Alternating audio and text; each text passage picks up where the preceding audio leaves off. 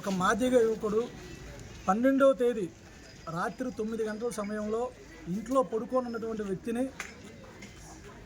నూకల దుర్గా ప్రసాద్ అనే ఒక అగ్రవర్ణానికి చెందినటువంటి వ్యక్తి ఇంట్లో నుంచి తీసుకొని పోయి నైట్ అంతా 9 గంటల నుంచి దాదాపు 12 గంటల మధ్యలో సాయిని హత్య చేసి అతి కిరాతకంగా చంపినటువంటి దుర్గా ప్రసాద్ని కేసు కట్టి అరెస్ట్ చేయాలని గత 2-3 రోజులుగా అనేక కుల సంఘాలు ఆ కుటుంబాన్ని పరామర్శించి కుటుంబానికి ధైర్యం చెప్తూ మీడియా ద్వారా ఈ రాష్ట్రంలో ఉన్నటువంటి ప్రభుత్వానికి తెలియజేసే విధానంలో భాగంగా చాలామంది మాట్లాడటం జరిగింది.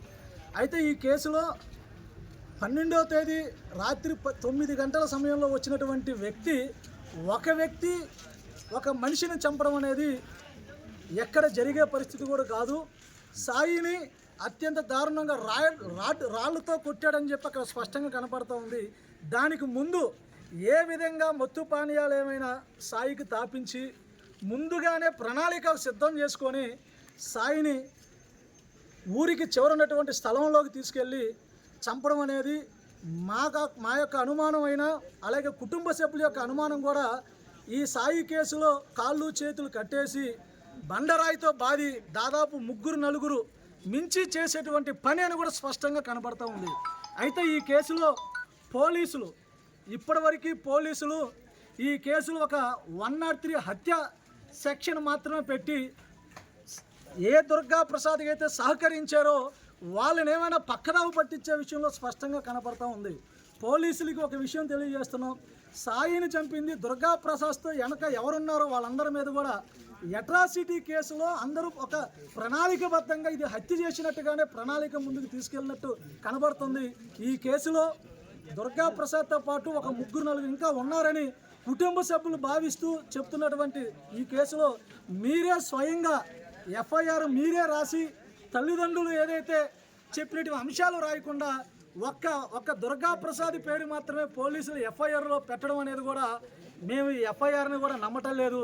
ఇంకొకసారి ఈ కుటుంబ సభ్యుల ద్వారా మరలా ఇంకొక ఎఫ్ఐఆర్ ఇంకొక కంప్లైంట్ కాపీ తీసుకొని స్పష్టంగా సాయిని చంపినటువంటి ఈ కేసులో దుర్గా ప్రసాద్తో పాటు ఇంకొక 3-4 వ్యక్తులు ఉన్నారు, వాళ్ళందరి పేర్లు కూడా మెన్షన్ చేస్తూ పోలీసులు ఈ కేసుని 103 సెక్షనే కాకుండా అట్రాసిటీ యాక్ట్తో పాటు హత్యా సెక్షన్ కింద పెట్టి అదేవిధంగా ఈ దుర్గా ప్రసాద్కి సహకరించినటువంటి వ్యక్తులను కూడా చేరిస్తూ BNS 61 సెక్షన్ 2 ప్రకారం కూడా శిక్షని ఖరారు చేసే విధంగా పోలీసులు సహకరించాలి. ఈ సాయి కేసు ఒకటే కాకుండా ఈ రాష్ట్రంలో దాదాపు 22 కేసులకు పైగా మాదిగలను చంపబడ్డారు. 2 మాలలను కూడా అత్యంత దారుణంగా చంపబడినా సరే ప్రభుత్వం నుంచి ఇప్పటి వరకు ఒక్క కేసులో కూడా పరామర్శించలేకపోవడం, స్పందించకపోవడం కూడా మా పైన హత్యలు దాడులు జరుగుతూ ఉన్నాయి కూడా స్పష్టంగా తెలియజేస్తున్నాం.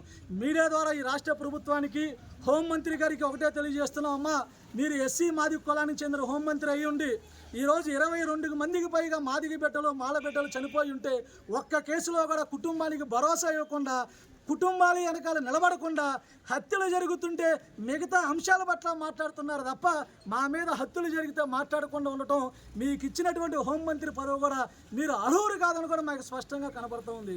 మా ప్రాణాన్ని పణంగా పెట్టి మీరు అధికారంలో రావడానికి పనిచేసినటువంటి దళితులంతా ఈరోజు మా చావుల్లో మీ ప్రభుత్వ పరిపాలనలో మా చావులు స్పష్టంగా కనపడుతూ ఉన్నాయి.